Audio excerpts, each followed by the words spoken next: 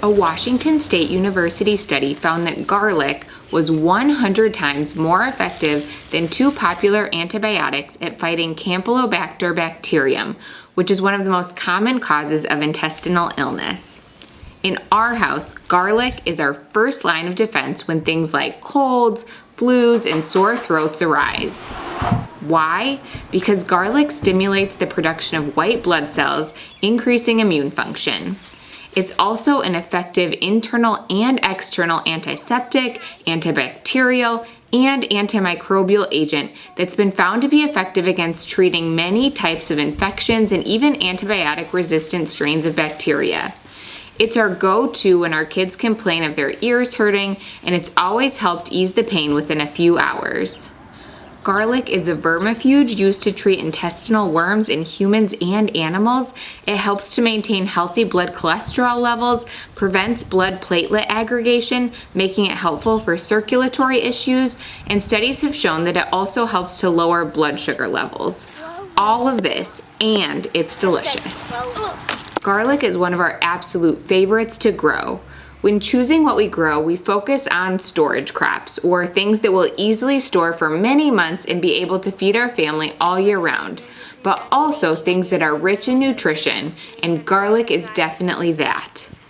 5 years ago, when we first moved onto our homestead, that first fall I spent around $50 on a bag of hardneck garlic, music variety, from a local organic farm in our area. We planted it, and the following summer we had our very first garlic harvest. We set aside some of our best looking cloves as seed and replanted them, and for all of the consecutive years since, we've had a bumper crop of garlic for both cooking and medicinal purposes at our disposal with no additional costs needed. It was honestly the best $50 investment that we could have made.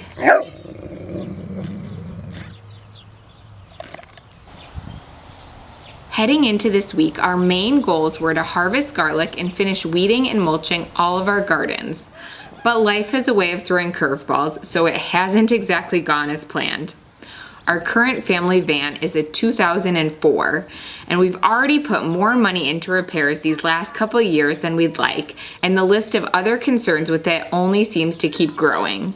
The latest one might have been our tipping point, when after some heavy rains this past week, every time we turned, we heard water sloshing around inside the roof and then start to drain on the inside panels of the car. We had been saving for a new family vehicle for a while, but now we were feeling like finding one needed to be a higher priority. We'll share more and where we landed, but behind the scenes, we had no idea that we'd be embarking on a nationwide car search that just about had Jim hopping on a plane and flying a few states away for a new family vehicle that seemed like searching for a needle in a haystack. It's a beautiful morning on the homestead, and I'm starting the week by moving our eggmobile. We've been moving our new mobile coop about once a week, and I'm happy to report it's getting a little easier with each move and figuring things out along the way. The biggest breakthrough, the chickens are seeming content with just staying within the electronetting we use as a perimeter for our cows.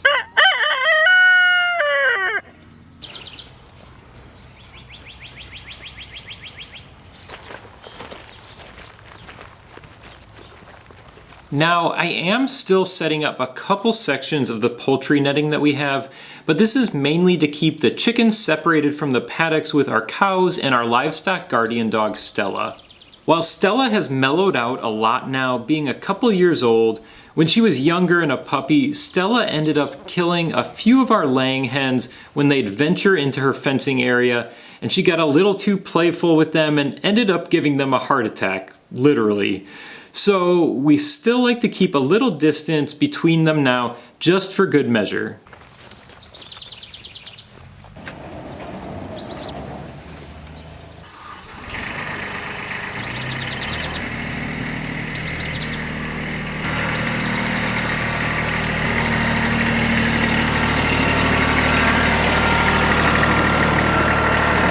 But Stella's presence by the chickens does seem to help ward off predators, which is great. And since the poultry netting is more or less just a barrier between the cows and chickens, I don't even have it electrified, which means I also don't have to mow down a path for it necessarily before setting it up, which saves a lot of time.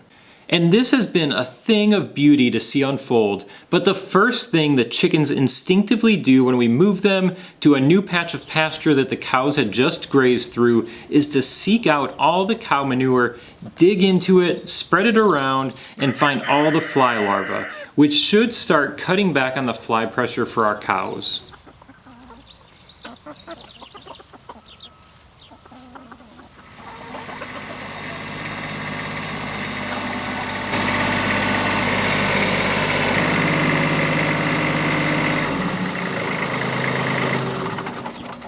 Summer is all about maximizing every day, and sometimes you need to minimize other areas of life to do that. Yes, we're still focusing on nourishing foods, but our meals tend to be way more simple and streamlined during these busy summer months. When days are full and tasks abound, I've been turning to Grün's gummies for a comprehensive multivitamin. They make it super convenient to get in 20 plus vitamins and minerals from 60 plus real food ingredients. Seriously, go check out the label for yourself. And they taste great. For a limited time, Grün's is offering a new flavor, raspberry lemonade, and the juicy, sweet taste pairs perfectly with a warm summer day. These compact 8 gummy packets are the easiest thing ever to bring with on the go. Whether that's pulling one out of my pocket for a little pick-me-up while moving fencing, or a treat you know everyone will love on a fun family outing. Grab your bag of raspberry lemonade gummies before they're gone. Get up to 52% off, just click the link in the description below.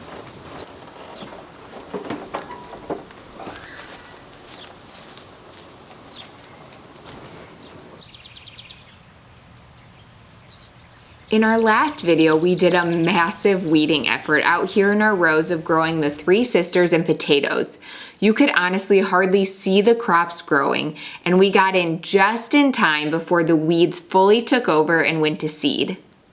Things are looking so much better now, and we wanted to keep it that way. So now that we had finished hand weeding the rest of our row of potatoes, we got in there and finished mulching the rest of the row with straw.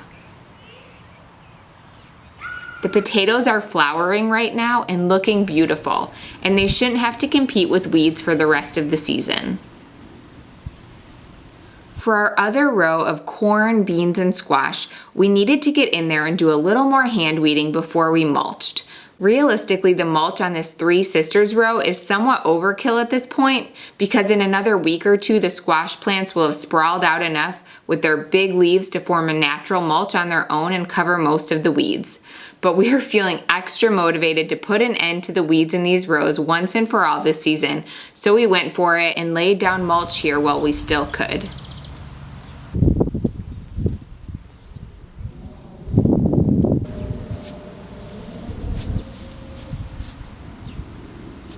Someone recently asked how we knew that the straw isn't contaminated with weed seed. And the short answer is that honestly we don't, especially since we know it's not sprayed with any herbicides. It may be that there are weeds mixed in, but the thought that came to mind is the old saying, know thy farmer, know thy food. And we're not directly talking about food here, but we do personally know the farmer who grew the wheat and the oats that this straw came from. We know that he's committed to good practices in caring for the land, and we know that supporting him is also supporting a really great family in our local community.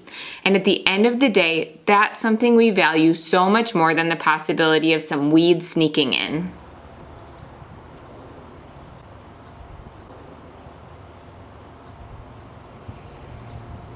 With the straw down, this is probably the best our rows of storage crops out here have ever looked.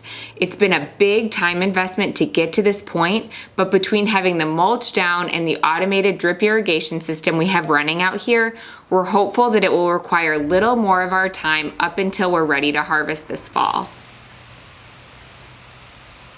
We had a pretty ordinary, tame week mapped out with getting things done in the garden and around the house.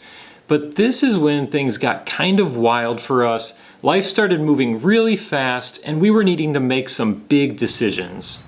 So Thimble, who's our family milk cow, we had been tracking her heat cycles for a couple months, and this particular day was the day we expected her to be in heat, and like clockwork, she was right on cue, showing all the signs. Staring off into the distance, lots of mooing, and the most obvious sign of mounting our other cow. We reached out to the person we have come AI or artificially inseminate our cows, letting her know that we'd be ready for her to come by on her next heat cycle in 21 days. But as it turned out, she was going to be out of town during that time. So this was not even a thought that had crossed our mind, but we found ourselves wondering if it made sense to see if she could come out today to AI Thimble.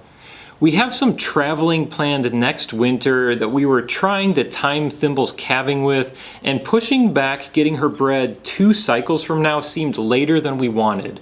So we made a split-second decision to have the person who helps us with the AIing come out that evening. While that all was taking place with our cows, we were actually out at a local car dealership test driving some cars to get a better idea of what we were looking for our family. It's so interesting sometimes blending this traditional, old-fashioned lifestyle of homesteading alongside living in a modern world where things like a reliable vehicle are a necessity. It's weird having to explain to the car salesperson that we really need to get back because someone is coming in a half hour or so to AI our cow. Or a totally separate instance, but I remember a couple years back when literally just minutes before the start of a fantasy football draft for a family league that I'm in, I got a call from our neighbors that one of their cows got out and they weren't home at the time, and the county police had been alerted and would be there soon. So I came back to the house and showed up like halfway or so through the draft and had to explain to the rest of our, non-rural family members that, sorry, I was just out directing 3 county officers on how to help corral a cow off the road and get it back in the fencing.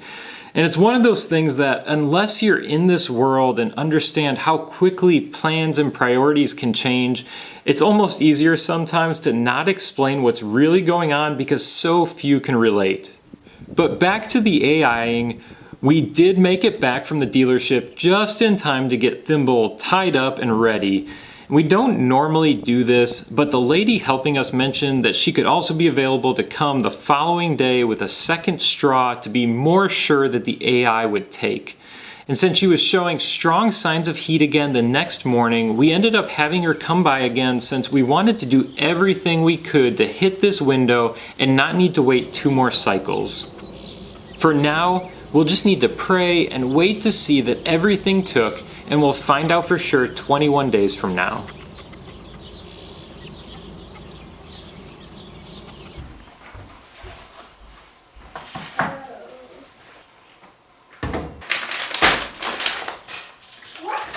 With summer in full swing, I have been spending the bare minimum time in the kitchen to do the essentials, but that's about it. After spending most mornings in the garden, the kids and I love to sneak out for an hour or 2 in the afternoon to go to the pool. I grew up on swim team and I love swimming with them. My strategy though has been taking advantage of couple hour chunks of time I have once or twice a week to cook some bulk items for the week that will feed our family for a couple of meals at least, and then fill in the gaps with simple meals like salads, sandwiches, or quick meat and fruit and veggie types of meals. That way, regardless of what we have going on, there's usually always something ready to put a homemade meal on the table in very little time. Today, I have a couple of hours before she comes back to AI Thimble for the second time, so I'm going to make a double batch of these blueberry oatmeal pancakes and a big pot of potato soup. This recipe for blueberry oatmeal pancakes is my favorite because it's full of protein and healthy fats, but they still taste really good. A double batch uses a full dozen eggs and 2 cups of plain yogurt. Then I use oats instead of flour and some other basics like baking powder, salt, coconut oil, and a little bit of maple syrup.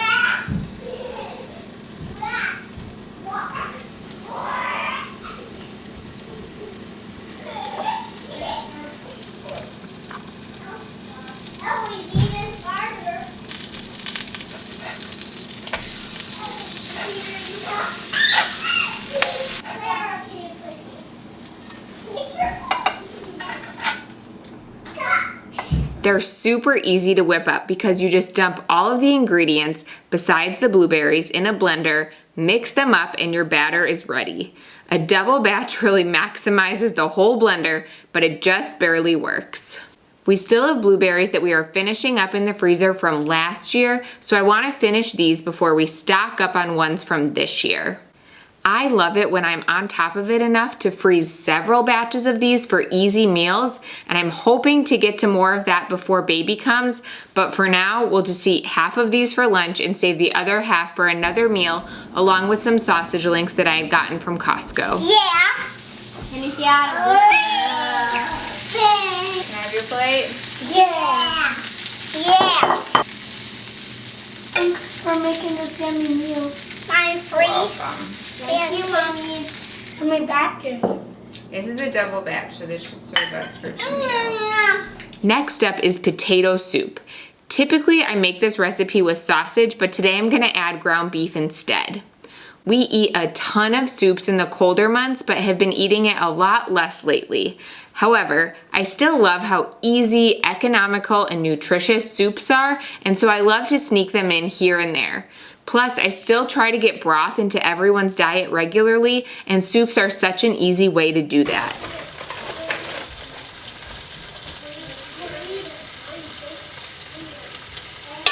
The most time-consuming part is getting all of the veggies chopped, but once that's done, it's just sauteing the garlic and onions and ground beef, adding a thickener like tapioca starch or flour, and then adding the rest of the ingredients, letting it boil, thicken, and do its thing. Soup is perfect for these batch cooking sessions because it just gets better after sitting for a day or two, and we rarely eat it on the day that I cook it. Another way one.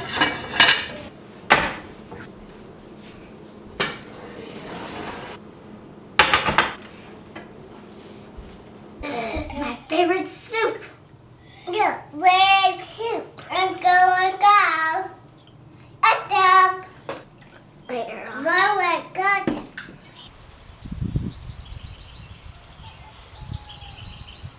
I really was not expecting to have to trellis our tomatoes again so soon, but as we were heading out to do the garlic, this being just a week or two after I initially trellised them, I noticed our tomatoes had really shot up with all the heat and rain that we've had and really needed to be trellised again. So I came back through with some more twine and tied up the vines around the T-posts we used to trellis them. It's one of those things that's much easier to do more often with shorter intervals between before they get too overgrown and start majorly flopping over.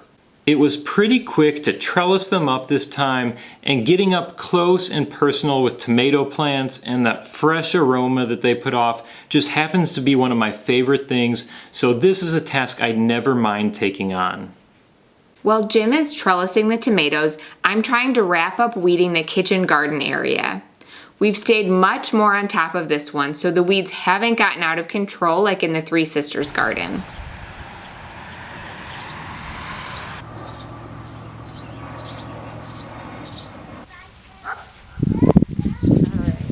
See if we can find some garlic underneath the weeds. Okay, so I give you a blue. Well, like this is a garlic, right? Yeah. Is it garlic or grass? Garlic. Look at that big boy. Woo! Beauty. Heyo! Yeah, they do start. pull out pretty. Once we finish up the trellising and weeding, it's finally time to tackle the garlic. As you can see, the weeds around the garlic have gotten a bit out of hand, but in spite of that, the garlic still did great and we are super happy with this harvest. We did add a layer of straw on top of the garlic this past fall when we planted, and this was the first year that we did that, and we were really happy with how easy the garlic was to harvest compared to some years in the past. The soil seemed a lot less compacted than usual. For the most part, the garlic just came out very easily with a gentle pull without splitting off and needing to be shoveled out with a small garden shovel like we've experienced in years past. This is a hardneck variety of garlic, so it does produce garlic scapes. I went through and harvested the scapes about a month ago in mid-June, and we've been using them in cooking and making our pesto. Pulling the scapes and then waiting around a month is an important step to get the plumpest, most robust garlic cloves. You can see that there were a handful of garlic plants that I missed harvesting the scapes on, and those bulbs of garlic were quite a bit smaller. Growing hardneck garlic is all we know, but it's worked really well for us because it's hardier and better suited for colder climates. Softneck garlic is better for warmer climates and is the type that you can braid, but it doesn't produce garlic scapes. Hardneck tends to have a more robust flavor, and studies have actually found that it may be slightly higher in antioxidants, but both hardneck and softneck garlic are excellent. Softneck tends to be more mild in flavor and is the kind that you generally find at the grocery store. Softneck garlic also tends to store better than hardneck, although we've had our hardneck garlic varieties last for a full year, storing just fine. We also love growing garlic because of its pungent smell. It's an excellent pest deterrent and can be great to keep pests out of the garden. After harvesting, the next step is to cure the garlic. You could begin eating it right away, but it will be extra potent right after harvesting. Letting it cure hardens it off for better long-term storage, and the flavor gets a bit more mild. To do this, we just let it sit in these bins with plenty of airflow. The process can take anywhere from 2 weeks to even a month or two, depending on the climate that they're being stored in. So in a warmer, drier climate, this process is going to go faster. You'll know that they're ready when the leaves are completely dried out and brown and the roots have shriveled up. We still have plenty of garlic from last year's harvest, so we'll let all of these cure, and then once they're cured, we'll set aside some of the best looking bulbs for planting this fall.